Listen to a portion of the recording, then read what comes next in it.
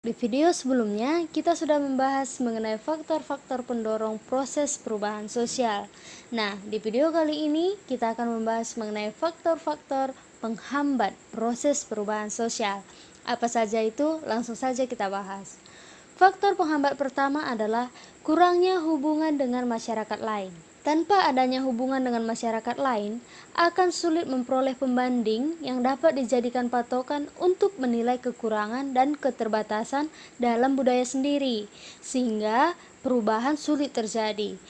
Jadi, akan muncul istilah katak dalam tempurung yang menganggap budayanya sendirilah yang terbaik. Faktor kedua yaitu perkembangan ilmu pengetahuan dan teknologi yang lambat atau terhambat. Nah, keterbelakangan dalam hal penguasaan ilmu pengetahuan dan teknologi akan menghalangi penciptaan maupun penemuan baru, karena sesuai dengan perkembangan zaman, ilmu pengetahuan dan teknologi merupakan dua komponen yang saling mempengaruhi untuk menimbulkan sebuah perubahan ke arah yang lebih baik. Faktor penghambat ketiga yaitu sikap masyarakat yang cenderung tradisional dan konservatif.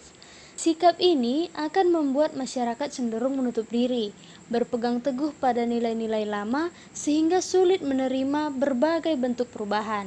Suku yang hingga kini masih berpegang teguh pada tradisi nenek moyang dan menolak perubahan adalah suku Baduy Dalam yang berada di pedalaman Jawa Barat. Jadi, suku Baduy ini akan sulit melakukan perubahan karena mereka masih berpegang teguh pada tradisi dan menganggap hal-hal yang berasal dari luar bersifat negatif dan ancaman. Faktor yang keempat adalah adanya kepentingan yang tertanam dengan kuat atau vested interest. Konsep vested interest ini mengacu pada kepentingan suatu kelompok yang mempunyai hak-hak istimewa untuk mempertahankan kedudukannya, termasuk dengan menolak segala bentuk perubahan yang mungkin mengancam kedudukan tersebut. Faktor kelima yaitu kekhawatiran terjadinya kegoyahan dalam integrasi kebudayaan. Sebagian besar pihak dalam suatu kebudayaan merasa khawatir bahwa kebudayaan asing yang masuk dan yang membawa perubahan dapat mengakibatkan disintegrasi. Disintegrasi artinya lunturnya nilai-nilai budaya tradisional, sehingga masyarakat yang khawatir ini merasa terancam. Faktor keenam yaitu prasangka terhadap hal-hal baru dan dinilai asing.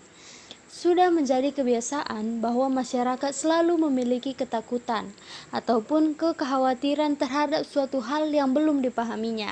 Sifat ini termasuk sifat yang menghambat, karena suatu bentuk perubahan pasti akan ditolak jika tidak dapat dimengerti oleh masyarakat tersebut. Jadi sifat ini dapat dikatakan sebagai sifat yang tertutup.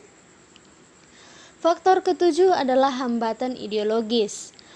Perubahan yang melekat dengan ideologi tertentu yang bertentangan dengan ideologi yang dianut masyarakat umumnya akan sulit diterima. Jadi, jika nilai-nilai baru bertentangan dengan nilai-nilai yang dianut oleh masyarakat pada umumnya akan sulit diterima.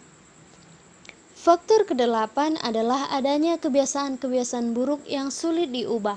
Beberapa kebiasaan buruk seperti bermalas-malasan, kurang memiliki inisiatif, cepat berputus asa, mudah berprasangka buruk, atau sulit menerima kehadiran orang lain akan menghambat perubahan ke arah yang lebih baik. Parahnya akan menyebabkan masyarakat itu mengalami regres atau kemunduran. Faktor kesembilan adalah nilai pasrah terhadap keadaan. Pasrah berarti menerima keadaan sebagaimana adanya. Jika suatu masyarakat selalu bersikap pasrah, maka tidak ada semangat maupun dorongan untuk berubah.